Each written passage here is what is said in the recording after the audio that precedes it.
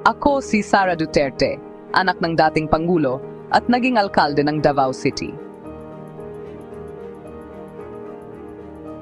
Sa loob ng maraming taon, naglingkod ako sa aking lungsod. Ngunit isang araw, may malaking desisyon akong ginawa. Tumakbo ako para sa mas mataas na posisyon sa ating bansa. Hindi madali ang kampanya. Maraming hamon at kritisismo. Ngunit patuloy akong lumalaban para sa aking mga paniniwala. Sa wakas, dumating ang araw ng halalan. At ngayon, nasa bagong papel na ako sa ating pamahalaan. Marami pang hamon ang darating, ngunit handa akong maglingkod. Ito ang aking kwento.